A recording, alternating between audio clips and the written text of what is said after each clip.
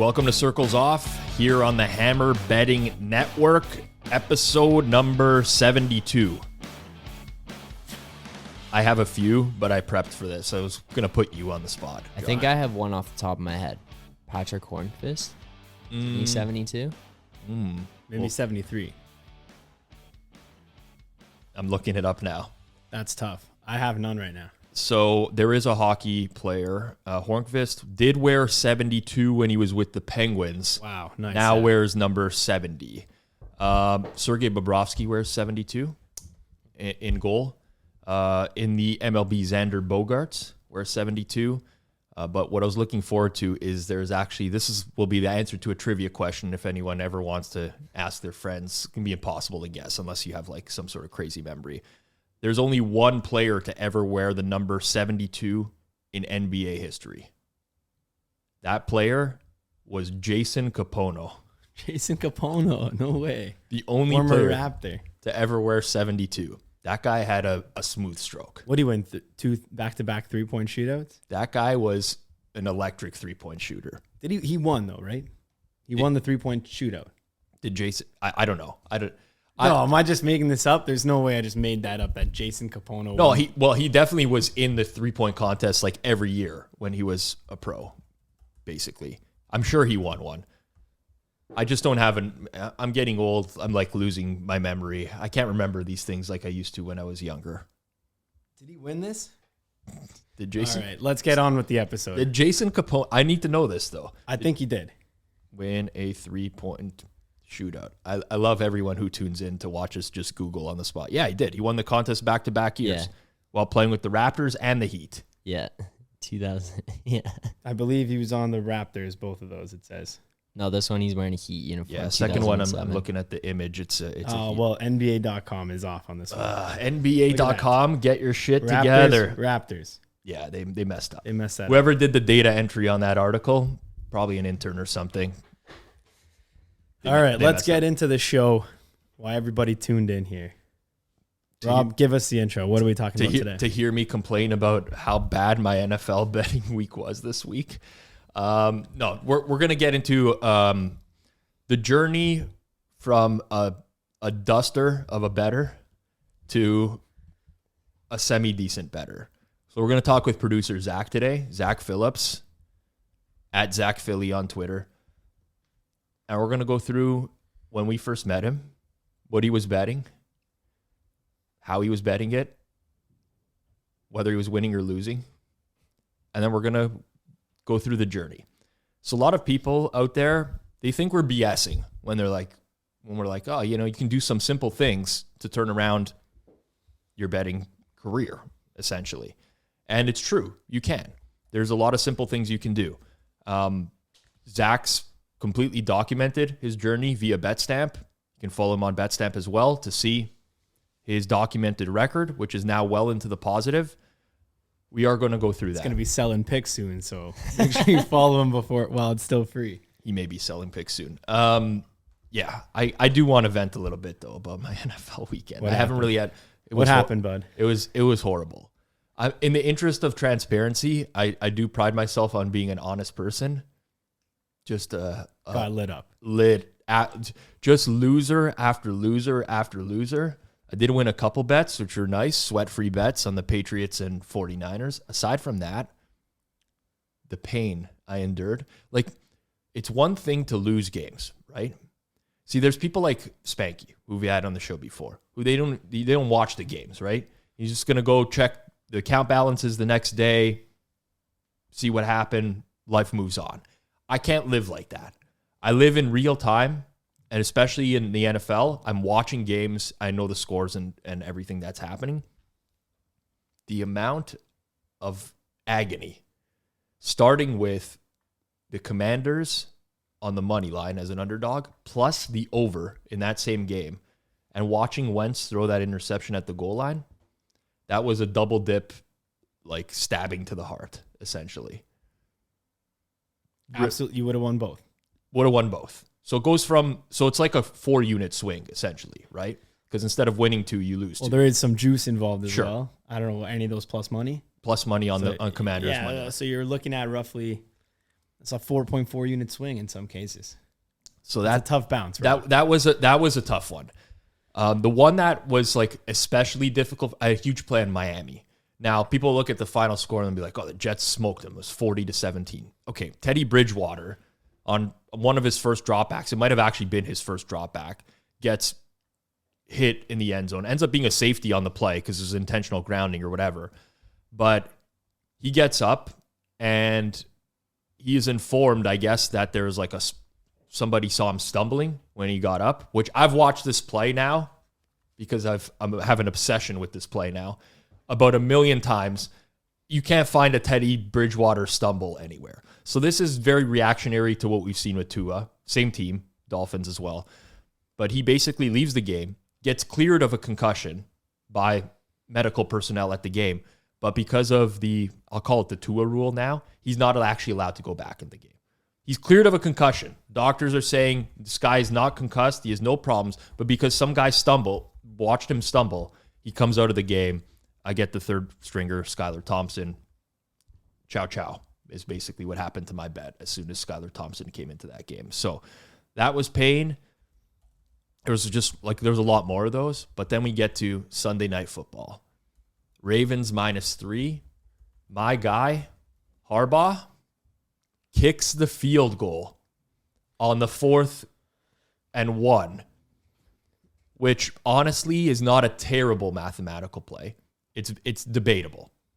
I lost a fantasy matchup because I had Evan McPherson, and then he just took him out of the game.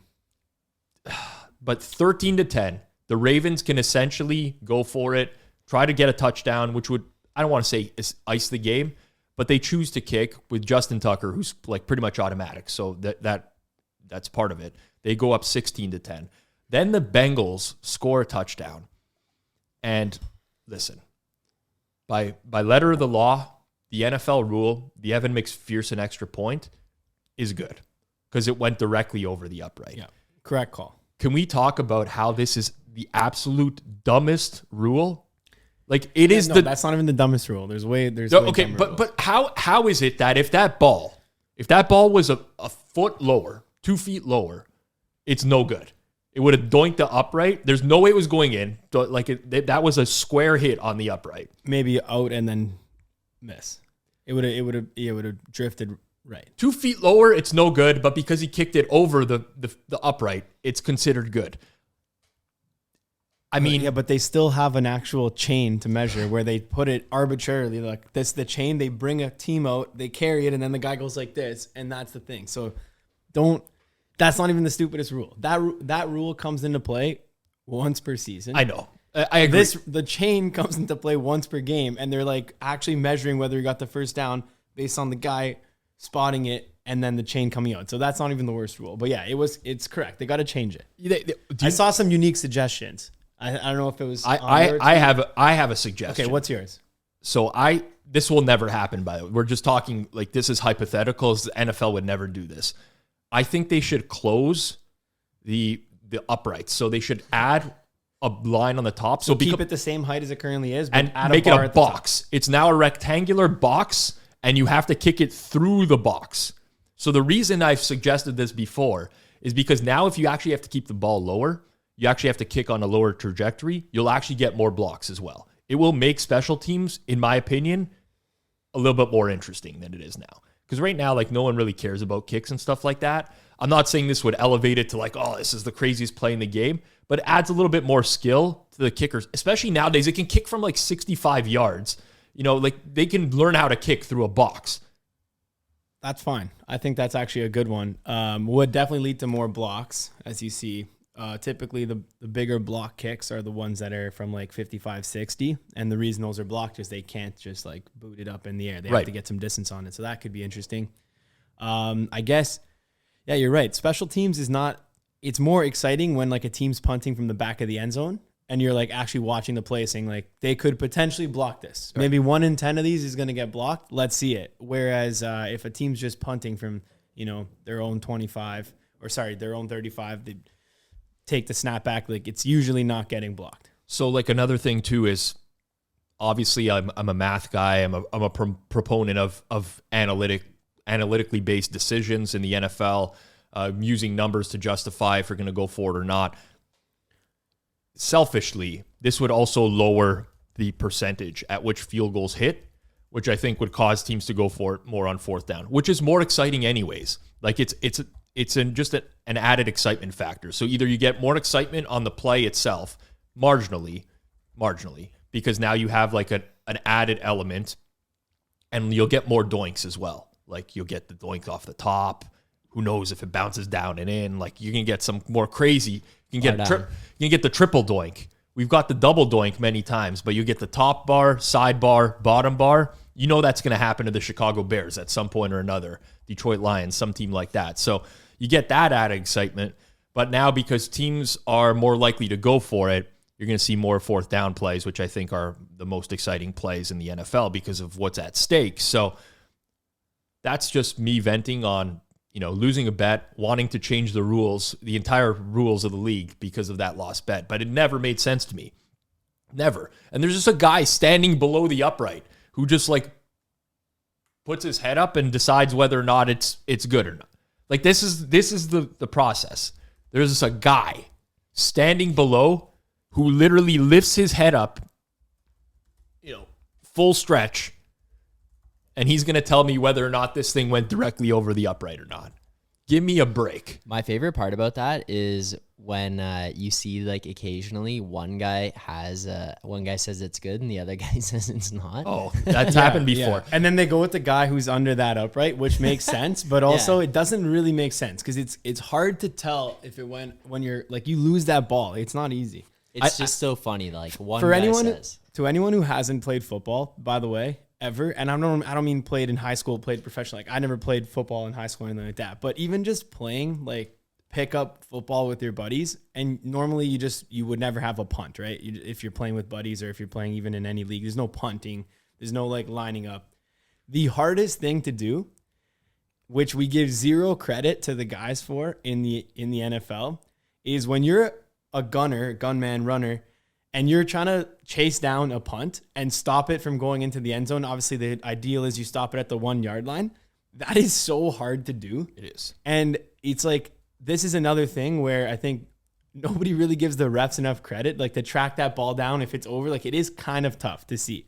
I'm not saying that we should have an issue with this. There should just be some sort of technology that just does this, or you know what I mean? They have that Hawkeye view in tennis that could tell if the serve is in and out. Like they should easily have this done. Shouldn't need to rely on a human, but it's harder than expected. Like when you're gunning down a punt, even this is another example I use, like just playing with friends and stuff in football. When you're chasing down a punt, like the ball is coming, you don't know the speed at which it's coming. It's going to bounce. To stop that thing on the one is like impossible. Yet when we watch NFL, and a guy like steps his foot on the line, you're like, what an idiot. Come on. Like, how did he step on the line? It's so hard to do. It's true, but we bet on the sports too. So we have like this expectation that the whatever team we bet on is going to be like perfect. And it's never that way. It's the same with the refs, right? Like I complain about the officiating in the NFL all the time.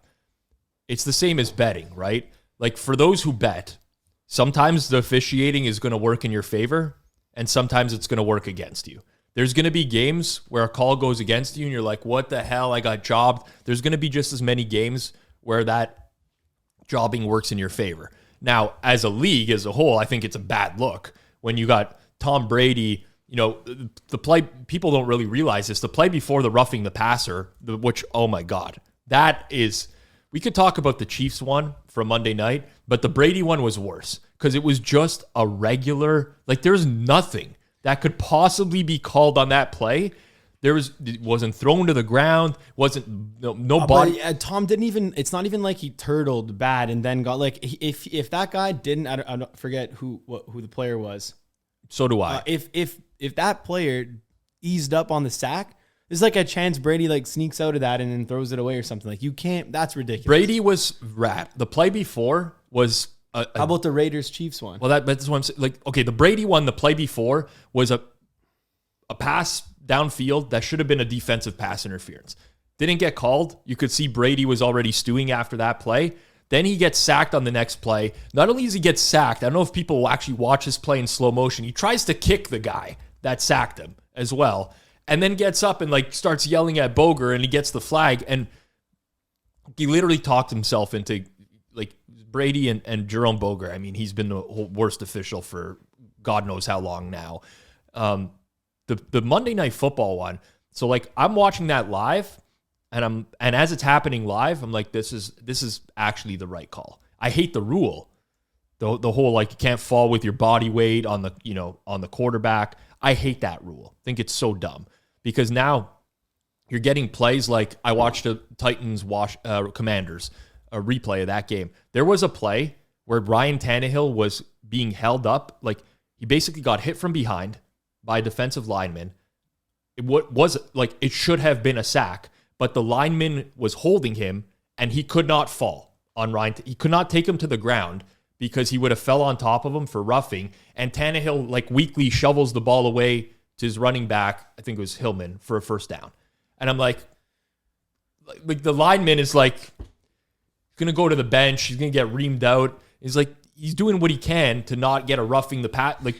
It's a joke. They're doing good now. Like I guess the way I'd say this is it comes from a good place in a sense that you are trying to protect against head injuries. And there is obviously a problem with the head injuries in the NFL. If you look at where it used to be, but it is like at this point pretty badly like affecting the current gameplay. So like if you can't tackle the QB in that facet, then we probably need to just have that where like if you touch the QB, it's a sack. Maybe now the QB's on touch football. Like what are you going to do? You can't like, you have to be able to throw him to the ground. And most of these QBs like Tom Brady doesn't seem like the most athletic guy if you look at him, but it's a big dude. Like he's not, Brady will he will be able, like look at Big Ben. He wasn't an athletic guy. It's a big guy. How many times did Big Ben elude a sack? Yeah, and just throw it away. Or I have vivid memories. How many times did he elude a sack, scramble, and then get picked? Big Ben. A lot of times. It almost like when I picture him scrambling, it's like I picture him in essentially World War II, where there's just like landmines going off around him. He's dragging a guy, like holding his leg, and I don't even know how Ben did that over the course of his career. But that's exactly how I picture it. And you're right. I mean, these guys are athletes at the end of the day. But we can complain about. I complain about the rules oftentimes after it affects a bet of mine, naturally. But I still watch every game. I sit and watch Thursday Night Football last week, Denver, Indianapolis, just complaining about how terrible it is. But I'm the idiot sitting there watching the entire game. And at the end of the day, the NFL, we might say that it's only surviving because of gambling and fantasy, but we're all watching it. And the rules, as much as we hate them, honestly, it causes enough of a stir that maybe it's actually good for the NFL. That like people are still talking about it the next day. And there's craziness. But typically speaking, it is 100% only surviving because of, honestly, gambling is like the hardcores, and everyone who plays fantasy somewhat gambles as well. But fantasy is actually like fantasy is what's keeping the NFL alive, man. Like a lot of recreational people who don't even bet that much will dunk like $50 for the whole year on a fantasy league, and then will grind out every single game of the entire year and listen to fantasy podcasts. And it's true. Content. It's true. Yeah, I think we're realistic. I also think it's just the way that the NFL season is set up, right? In that you wait all week for the games. It's more conducive to betting, and like people are more invested in it because it only happens once a week versus daily leagues, right? MLB, people, in the middle of the summer, like most people couldn't care less because it's been a game every day. It just doesn't feel like it means as much, right? I could never imagine doing MLB fantasy. Oh man, MLB fantasy is the best. It's the best, man. I used to do it back in the day. Fantasy baseball, I had to quit fantasy baseball about 4 years ago. It was actually consuming my whole summer. Like fantasy football, I do put a lot of effort in, and I do follow everything. I know every player. Obviously, it is what it is. Bet a lot of player props, bet a lot of NFL. I understand it, but the game is only on, in theory, you only tie up your whole Sunday. Obviously, Thursday and Monday night, you're going to be watching, following, but really, fantasy football, waiver wire, once a week. You swing deals. It's all my buddies anyways. I'll message them for trades, stuff like that. Hey, what's up? Give me this guy. Next week, no, like, you know what I mean? Message him the same day. Hey, give me Gabe Davis. I didn't get Gabe Davis, man. I can't believe it. Went off this week. I was trying to get him last week. Anyways, if you look at fantasy baseball, the amount of effort that you need to put in to actually sustain your team. And we had a really, really good league where like everyone was 12-team league. Everyone was going in. The amount of effort is so much because first off, there's a pitching, the way our league worked was there's a pitching innings, a pitching starts limit per week, which is 12 starts. You always want to hit that 12 starts because 3 of the categories are strikeouts, wins, and then I guess strikeouts and wins are the only ones like a cumulative one. Cumulative strikeouts, cumulative wins, cumulative saves, and then you have ERA and WHIP as an average. Right. But the way it worked was like 12 starts is either you want to start 12 and then beat the guy, and then you also got to monitor your other guys who you're facing, be like, how much pitchers does he have going this week? Because if he's got a few and he doesn't have many good pitchers, you might want to actually just try to focus on ERA and WHIP, keep yours down, start a bunch of relievers, and then go. So it really was like a cat and mouse game. And then that changes midweek. So if your first pitcher goes out, you have Alek Manoah, he goes out, that's your best pitcher, and he serves up 6 earned runs, damages your ERA and WHIP for the week, and that was your best pitcher. You're like, holy shit, like I got to now shift and then just stream other pitchers who are going to get Ks and a high chance at a win. Look at the betting odds, who's in line for a win. Then you go there. So every single day you're doing something. There's ad drops every day. There's also an acquisition limit for the week, which if you didn't hit that acquisition limit for this week, you want to add guys for next week so you can get an advantage. You might add a 2-start pitcher for next week. Again, all crazy, man. I could go on fantasy baseball forever, but 2 starts because there's the week 7 days. So some guys start twice. What a thing, man. I got so addicted to fantasy baseball, had to actually legitimately quit because it was consuming so much time. And then if you're the type of person who's like sweating the box scores and stuff, baseball is actually on all of the time. It's on every single day. And 3 days a week at least, plus the weekends, there's at least one afternoon game. So you also just start sweating like a 1 o'clock. Then there's a bunch of 4 o'clock games, Eastern time. Then you have the night slate. Fantasy baseball, actually unbelievable sport to play if you want to play. I actually agree with you. I'm honestly in the same boat as you. I cannot play fantasy baseball anymore just because of the amount of time that it takes. But like the overall sweat, so you could, I don't know anymore. MLB TV used to be able to set player alerts like when they come up to bat. So I would just get alert after alert of like this guy's starting, and boom, or like this guy's up to the dish. Watch all their at bats. Watch your hitters collectively go like 0 for 6 in like a short time frame, and you're like, oh, fuck this type of stuff. But you want to know pain in fantasy is when like a missed extra point for your kicker is very painful to watch that live because it's expected. But nothing worse than if you're in fantasy baseball near the end of the week and your closer blows a save. The blown save is just that you're like, no, he's really gonna blow this. And then if he blows a save, because it not only does it not get you the save, but also just damages your ERA and WHIP. Absolutely brutal. That's the biggest. I hate that. Well, that's the thing. Like the thing is too, like you'll have a huge sweat at the end of the week, probably once a month, where you talked about the pitching stuff. I remember these so vividly. Okay, like you're marginally ahead on like. Or marginally behind on like Ks and wins, but you're ahead on ERA and WHIP. So now you're like kind of weighing the balance of like, do I start this guy or do I not? And like, no matter what, it always ends up being the wrong decision. Like the final 2 years I played fantasy, what I did was I drafted like first 8 picks, all batters. So like batter, stack my batting, first 7 picks, batters, didn't take a starting pitcher. And then you get to the point where there's like closers. And then, so I'd go like 7 batters in a row. And then I'd rip off like 4 closers. And then there was always a chance that like there was a few middle relievers, not necessarily middle relievers, but there's 5 closer spots that you have on your roster. And I would take a guy who was a half starting pitcher, half reliever. So you'd be eligible for both. And I get an extra closer. So the second last year I played, I got Raisel Iglesias. He was a closer on the Reds, and he had starting pitcher eligibility. And then I actually had Edwin Diaz, who popped off. He was on Seattle at the time. Closer, but he had starting eligibility. So then mid-season, you'd scrub another closer if a guy got injured or something like that. And then my whole roster was like stacked batting. So I'd try to win 3 of 5 batting categories. And then I just roll strikeouts, wins, and I'd make sure I start 12 pitchers every week, and I just stream guys that were like high likelihood of a win, and then I'd have 6 closers in. So I'd rake in on strikeouts. Strikeouts. So I'd win strikeouts, saves, and then try to win wins every week. Strikeout, saves, wins. I'd dust ERA and whip. I was horrible because my pitchers were all streamers, and then just clean up on the batting. But it took me to, I have 2 fantasy baseball championships in 10 years.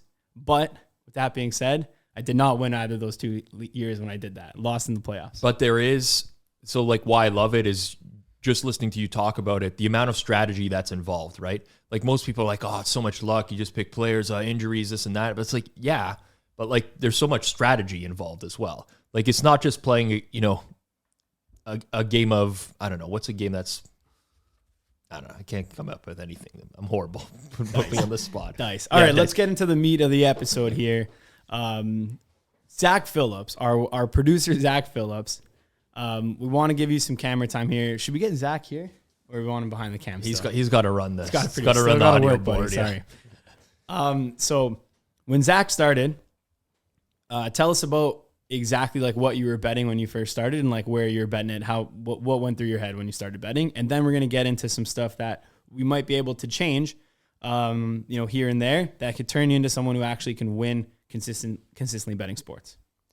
Yeah. So starting betting, I was betting like $2.50 units, $2 unit size, like very, very small. Canadians, that's like 20 cents US for anyone who's listening from the US. So I was just betting like $2.50 on stuff. And I would basically bet like maybe 2-3 games a night every now and then. And it was usually if I was going to be watching them. For the most part, I was probably just betting on the Leafs. Or if I was like going to be out with my buddies and there was game on the TV, then I'd like throw something up, like throw a bet up on something that was up on the TV there that we were watching.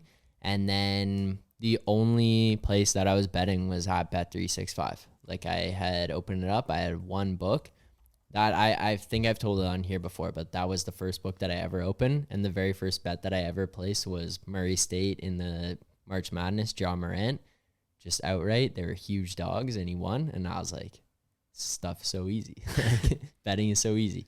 But that was obviously just a one-off. And then after that, that's kind of how I was doing things. I would just be mostly picking through like, I'm going to be watching this. I think this team's going to win. I'll bet that. And so I just have how did you look at seeing if the team was going to win? Did you like look through box scores? Was it from your past experience, like watching the games? Like what went into actually making the pick?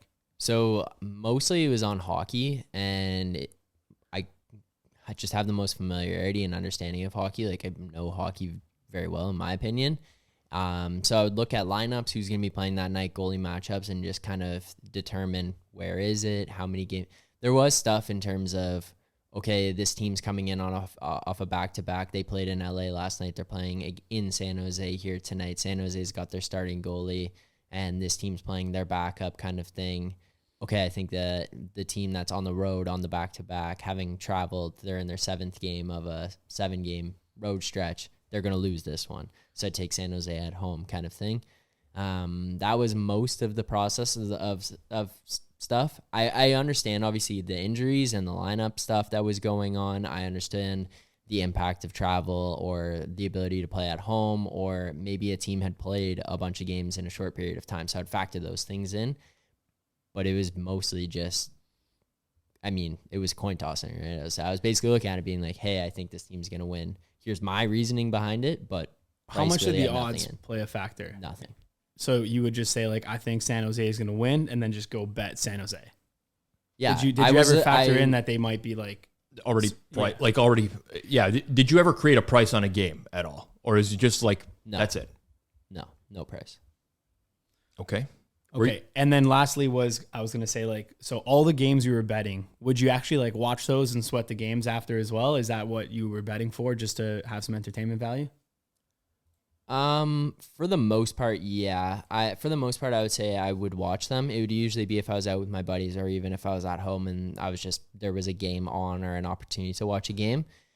As you guys had, like, one of the things that I would do is just, if it was on TV at university, we had cable package in our house, and it just came with our Wi-Fi. It was cheaper that way, so we had cable. But if it was on the TV and we had the opportunity to watch it, throw it up on the TV and be like, well, I might as well bet on this game. We're watching it right now. Throw a little added interest, because I don't really give a shit about LA, Arizona on a Wednesday night kind of thing. Fair enough. Okay. Really quick question. One more. If you had to guess what percentage of your plays at that time were parlays, how much would you say? Were the majority of your bets parlays? Were you parlaying frequently, or were you yeah, I was parlaying frequently, but not. I would say less than 50%. Okay.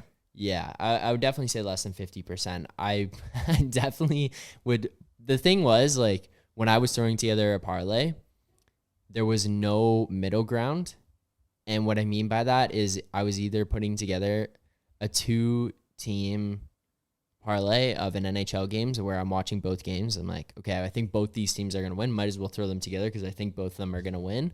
Or as I talked about that James Harden like free throw one that I had bust the one time, it was just a mass amount of 12 to 16 leg parlay that's just never gonna go. But that was like, hey, I'm gonna win a lot of money if this thing hits. Right. And I talked to you guys like the very first day that I had started here, or right before I started here, the Saturday, and I started here Monday. I bet a 14 leg college football parlay, $1, and it won. But it was just like, those were the things. It was either mass parlay or just very tiny 2 games. I think both these games are going to win, that kind of thing. Interesting. Okay. I mean, most recreational bettors at that, I mean, I don't want to say the majority mostly bet parlays. That's actually not true. But parlays are definitely part of the repertoire. And it's an easy way, I guess, when you become a more sophisticated bettor, of just like starting to remove those from the equation as much as possible, will help transform you into a winning bettor. So let's go through the journey. So you start at Betstamp. You're now exposed in the office on a daily basis to myself, Johnny, a few other winning bettors as well, Julian, another co-founder of Betstamp. Walk me through like the first couple months, and basically what I'm most curious about is, as you're listening to different things that we're talking about in the office, whether that's closing line value, beating lines, so on and so forth, are you processing that immediately in real time? Or is it one of those things where you're like skeptical at first or dismissive of it? Yeah, I would say that basically what it was for me was a process of picking up one thing at a time, in terms of trying to actually fully understand that the best that I could before I moved on to the next thing, rather than just trying to process all of them at the same time. It took me a little bit to actually incorporate the value of like the closing line value into what I was betting. And it wasn't because I didn't understand it, but it was because for me, I was trying to make sure that I really understood different parts of the betting prior to the closing line value. Like if I was just going to jump into that right away, that was going to mean nothing for me, because I wanted to master is the wrong word, but in a sense, master the idea of line shopping and getting the best price. And then once I was like, okay, I have all these books, I have these opportunities, I can bet at 10 to 12. Like right now I have like 20 different books, but right. It was at that point, it was, okay, I have 10 to 12 books and I can actually line shop through all of these different things and I can find different prices. Then, okay, now I have that. Then the next step for me was, and I will say this was one thing that actually significantly changed betting for me, where I started to see winning, and I was like, okay, this is actually a big piece in this, was setting a line on the game yourself before you go and actually take a look at the lines, or before actually trying to determine whether or not like you would want to bet it. Because looking at something that's minus 200, you're going to be like, oh, okay, this is a big favorite. But if in my head, I think that there's a higher likelihood of this event happening than that minus 200, then I actually would perceive value in that minus 200 and be okay with betting it. And then that started to change things for me, because I started to actually figure out the probabilities in my head of an event happening of my own determination, based on even some of the factors that I had mentioned when I started, of even the NHL stuff of the road and back-to-backs or backup goalies or injuries, that kind of thing. I'd be like, okay, I can factor all these in. Based on that, I determine this probability and the line is sitting at this. Right. So I'm seeing this value. And then that was the biggest thing that actually like started to move things in the right direction for me when I applied that. So I want to get into as many specifics as possible, because I think that a lot of people will resonate with you in the sense that they work a full-time job. They want to make money betting. They don't want to lose. They still want to get the entertainment value. So one of the things you reference now is that you're betting at like 20 different sports books. Was that something that you immediately did? Did you gradually start adding sports books to your repertoire? What was basically that process like, going from just betting at Bet365 to having all of these different accounts? I think I added about 5 right away. So I started with 5, and then I just gradually built up to about the 10. And then once I hit 10, it was just, this book has this line, this is ridiculous. And I could see it using betstamp, like finding across all the lines, and I'd just go open that account. And then it was just, but it was for probably a couple months at first, I was betting into 5 or 6 books. And then once I saw the value in the 5 or 6, I doubled it immediately and just went and signed up at 5 more. And then from there, it was more of a process of, I see this book consistently having lines that are really different than the other ones or much better than the other ones. I might as well go and open that. And then picking off basically one by one after that. Did you ever, so you mentioned you started betting like $2.50, right? So you obviously didn't have like a significant bankroll. Did you ever like assign an amount of money to sports betting where you're like, this is how much money I have for sports betting? Yeah, so I put in $50 that very first time that I opened Bet365. And I will say, whether, as you had talked to it the last time, we were like, oh, like I'm about even. I never had to redeposit into Bet365. I never did. That's fair. So you actually were staking a, not the worst sizing for your bet. So, 4 to 5% per bet. And that again, obviously, like you could get lucky, and then even if you're betting parlays, all it takes is like betting one parlay and then you're back up and have like a big bankroll to work with. So I think it's definitely within the realm of possibilities. Most people will deposit in like 50 and then bet 25. And then at that point, it's just inevitable that unless you're line shopping and doing things right, and even if you are, there's a likelihood that you will go bust, at least in that specific account, and then have to redeposit. So no, it's believable if you're betting $2.50 that a $50 deposit could have lasted. How much did you grow your bankroll via like promotions and bonuses? Not a lot at first. That wasn't a thing until I started working here, because I didn't really realize even how much you could actually benefit off of them and how many of it was available.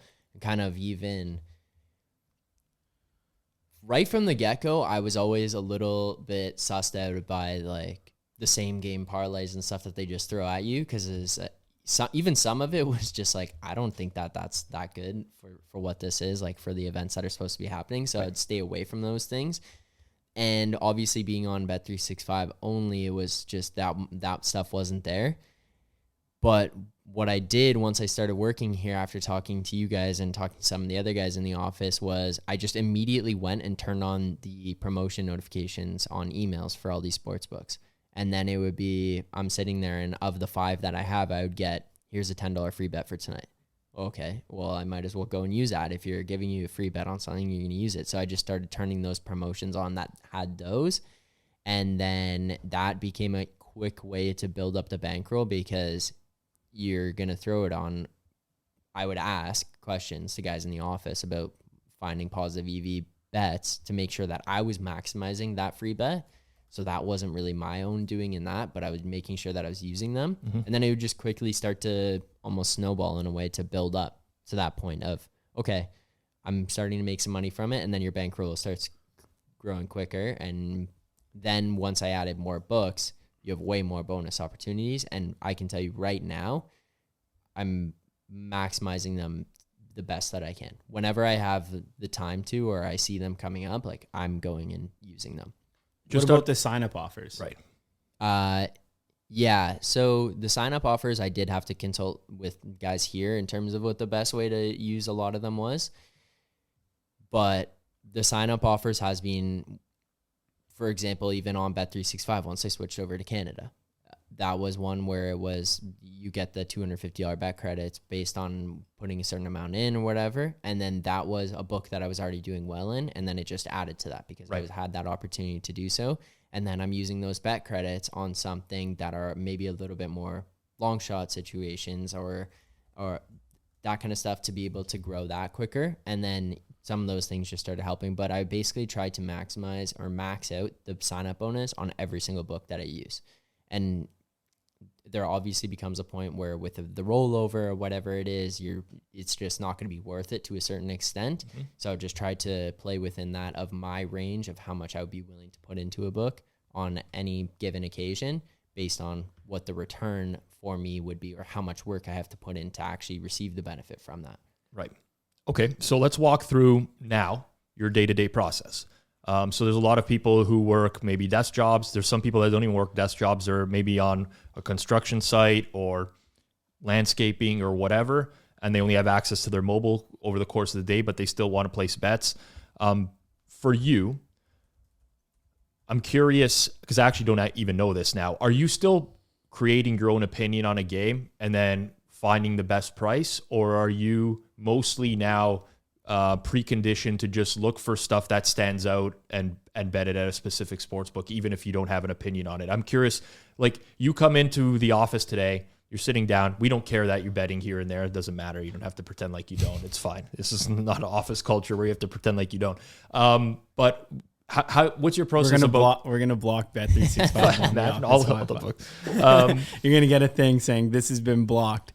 No, just kidding. I always wonder though if they're like, we've never been shut down for multi-accounting or whatever, but I always fear that. Well, I tell people to like just go on their own phone, I'm on my phone data. Yeah. It's nothing. There's nothing going on or anything like that. Yeah. But obviously, like if you're in a spot, you don't want to.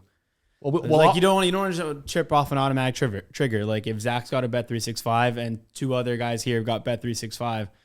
But they get that though, by the way. Like that's what I'm saying. But like they get it because you go over your buddy's house for the NFL game Thursday night.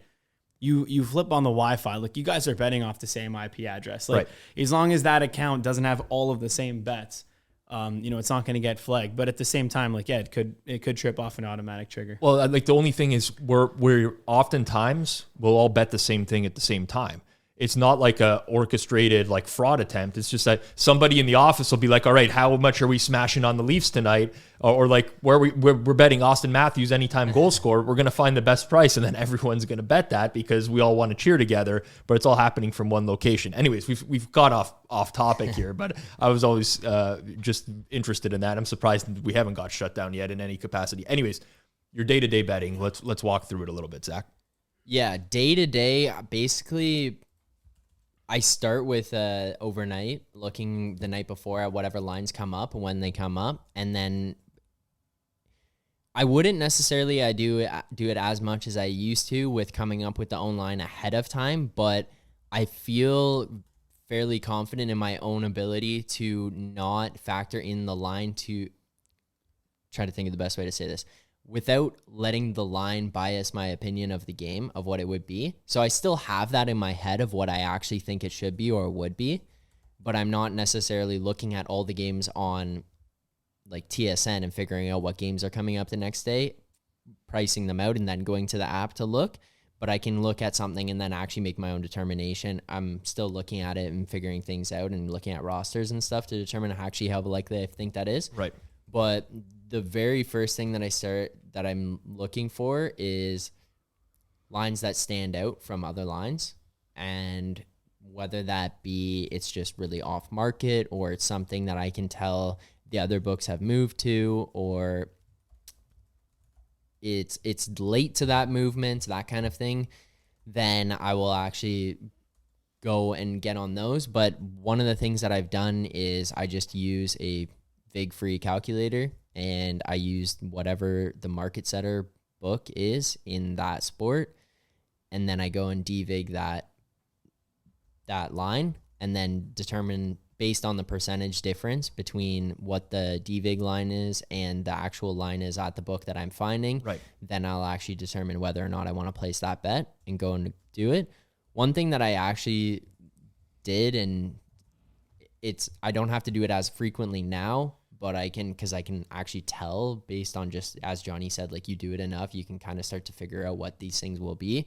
I used to look at the line history a lot, especially if something was off market or just really stood out. Look at the line history of the market setter and then figure out, did that book just open at that line and they've stayed there, or and they just both opened at very different prices, or has the market setter opened around the same price and it's moved and this book is late? And then I can start to figure out which books are actually late. And then when I go and open up that Betstamp and I look and I see that price, I just know right away, hey, this book is going to move to what that price is. And basically I can almost say like, hey, go get this now, because I don't even need to devig it. I know what the price is, and I know in my head where it's going to be at 10, 15, 20 minutes from now or by tomorrow morning. Right. So I'm looking at Zach's Betstamp profile right now. You can follow Zach. If you open up the Betstamp app, go to the marketplace, type in Zach Phillips, double L, 1P. You'll see his full account documented. Plus 200.8 units as of the time of this recording, 22.5% ROI, 1.2% CLV. This is coming on roughly 850 plays. 1 year? How long? Since December. I started here November 22nd. Right. So Less since than a December, year. less than a year. And granted, there's some luck involved here. 69 followers. We will 69. No, he's following 69. Following. My bad. So anyways, there's some luck involved here. You've hit some big outrights, Yeah. for sure. But and you've utilized your free bets on a lot of big underdogs, which have hit. You've kind of been known as the guy around the office who gets lucky with those big bet underdogs. But regardless, this is like someone who came from recreational sports betting in less than a year, just by following some basic principles, has able to become this profitable. Literally anybody can do this. It's not a disrespect. What a shot at It's Zach. not a What disrespect to slight Zach. at Zach. Literally anyone can do this. Just want to let you guys know, if Zach did it, then literally anybody can do it. That's Rob right now. No, Zach's a smart guy. He's put in the work and grinded. That's how he got this. I want to know, Zach, who gave you this winner? Raimel Tapia over 0.5 strikeouts. Who gave you that winner? You did, and we sweat it out. We sweat it out so hard. He flew out his first two at bats. That was a nice dub. That was a nice dub there. I had just gotten home. I turned it on, and he was up at bat, and he strikes out, and I immediately get a call from Johnny. Let's go. Good winner there. Your profile is obviously very, very impressive right here. Another thing I wanted to ask was, how much have you actually learned from like just watching content on the space? So obviously you've seen every episode of this show, given that you've been behind the counter producing. What other stuff have you kind of learned? Is there anyone else that you're following that you've like looked at their picks and then seeing kind of what they've been betting or how they've been doing it? Has that helped at all? Yeah, I listen to you guys in terms of the principles, and then I try to apply them when I'm betting. And one thing that I haven't been afraid of is losing and then fucking it up and then being like, okay, why did that happen though? And then trying to figure that out, because at least my unit sizes, they're not massive, and then it's not something that's detrimental to me if that bet ends up losing. So I'm just trying things and trying these principles. Guys that you guys are probably going to laugh, but guys that I listen to a lot, and you'll see on there, I have bets from them. One thing is like I'll tail people and tail what they're doing, but the reason when I bet on the plays that they're giving out or the plays that they're doing, I need to know why it is that they're betting that, so that I can understand what it is that's factoring into that bet, so that I can try to understand and apply to things going forward, because I don't want to just blindly bet stuff and have no idea why it won or lost. And the guys that I listen to is Kanish and Brad Powers a lot. Nice. And I love that show, by the way. Yeah, we should promote it. You produce it. It's so fantastic. I produce the Hit the Books with Brad Powers and Joey Kanish Mondays, usually at 4 p.m. on the Hammer NCAA Football YouTube and Twitch channel. Also on Hit the Books Twitter and Hammer HQ Twitter. You can find it there live every Monday afternoon. And they essentially recap the weekend of college football. And then they give their biggest takeaways, their biggest performers, their most impressive, their least impressive teams that they found from the weekend. They dive into all those different teams, the players that are going on in them, which is kind of something that I would never even have any idea about. Part of it is just there's so many teams. It's kind of ridiculous how many teams there are, but these guys know it very in depth. And then they give their best bets. But when they give their best bets, they actually dig into the team and the line and the movement that's happened and where they see it going or how they see it happening. And then they start talking about okay, I wouldn't bet this if it crosses through this number, or if it hits this number, I would bet this because this is how I foresee the game playing out, that kind of thing. Right. And just try to actually absorb as much of that information as I can every single time I'm hearing them talk about it.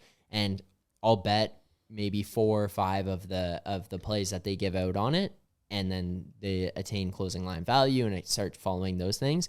But most importantly, from what I'm saying, from what they're saying and what I'm hearing is why these things are going to happen. So if it loses, and I've watched it and then they recap it, they always recap the bets that they've given out or things that have happened. They'll talk about what happened in those games and where things went wrong or where things went right. And then I can just start to kind of absorb and figure those things out going forward. That's one of the big ones that I've found. So what I have here, I wrote down a few notes on kind of what Zach's been doing. So number one, I'd say I'll rank these in terms of like what I think is important here. So number one would be the line shopping and having multiple books. So having multiple books, if you don't have that, you lost. It's already done. You're cooked. Zach's taken advantage of all of the sports books in his region. Number one rule. He's taking advantage of a lot of those bonuses to help grow the bankroll, and he's line shopping every bet he's got. So despite the fact that he's tailing picks, he's not tailing specifically the exact same number. In some cases, he may even get a better number than what someone's giving out. So there you go. Yeah, and there you go. And so Zach's got already the first 3 steps down pat.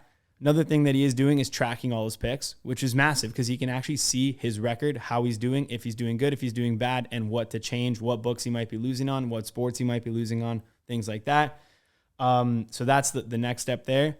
And then the last part is he is at making every single effort that he possibly can to educate himself on why people are betting certain things, how it works, listening to this podcast, listening to other sports betting content in the space. If you are looking for cool shows, the Hammer Betting Network has it for you. So we are now like in a spot where Zach has not necessarily devoted his life to sports betting by any means, but is in a spot already where he can now, I would say that if I'm betting right now and you gave me minus 125, will Zach turn a profit from this point on, from October 12th all the way up until the end of the year, end of 2022? I'm betting yes. I'll probably lay minus 200 that he turns a profit, maybe even more than that, to be honest. And what I'd say by that is, like, you know, if I'm looking to lay that bet, I now think Zach's a winning bettor. He's going to win long term. Over a 1 week sample, is he going to win every time? Probably not. Had a rough couple of days. Did you have a rough couple of days? Over a 3 month sample, I do feel confident Zach will win. And I think that's really just an awesome thing to have, is that within 1 year, and not even within a year, this is just like less than a year to this point, but we saw the change come like 5-6 months ago as well. So over the last 1 year, you've been able to shift from someone who was betting $2.50 parlays on Bet365, 14 leggers, to someone who can now turn a profit and leverage like a side income from this. So I think that's awesome. Rob, anything to add? No, I just I think that's well said. I mean, I don't know about the minus 200 on Zach for the rest of the year. It's going to be very dependent on whether or not Austin Matthews scores every game, because there's going to be a lot of Austin Matthews anytime goal scorer. Do you see what's on my Tell me that's already pending right now. Yeah. It's already pending. Hey, you know what that is though? It's a promotion. It is. Austin Matthews plus 200. Plus that's a 200 great for price. a goal. The guy Come got on. how many Genos last year? Yeah, come max on, bet it. man. Yeah. How many goals last year? How many games with 60 a goal? on the dot. 42, I think, games with a goal. We got to look it up. That's a Yeah. good- The amount, 'Cause he had just for everyone looking, if you're looking for a guy to score a goal, don't say, oh, I got 50 goals last year. Some of those are multi-goal games. That's going to happen. You're betting him to score 1 goal. How many games with a goal? It's a medium price versus a mean. Anyways. Yeah, we probably have Luke walking around the office upstairs telling people why that's a horrible bet tonight. Yeah. Matthews Austin plus Matthews, overrated. Got to bet Bo Horvat. Got to bet Bo Horvat anytime goal. Oh, man. All right. Great episode. Hope you guys enjoyed this one. Before we close it off, I do want to say, anyone who actually is struggling and who is listening to this episode and says, you know what, I want to give that a shot, but I still am not, I don't know 100% what to do. I would like to be a little bit more guided towards that. You can DM. What I would say is actually email contact@betstamp.app. Contact@betstamp.app. And I will personally ensure that somebody from our team sets up a call with you and gives you some sort of support. And that is how much I truly believe in this. I will make sure if you're saying like, hey, I don't really know how am I tracking my bets? How did the syncing work? Somebody will, if you're coming, you have to say in the note, hey, I listen to Circles Off. I would like some additional help with my betting. I will make sure that somebody gives you a hand. Might be for 5 minutes, might be for 10 minutes, but somebody will give you a hand and be able to answer a few questions that you might have in terms of getting set up. Don't ask about, hey, how do I beard PPH, whatever, like how do I do this? That's not what we're looking for.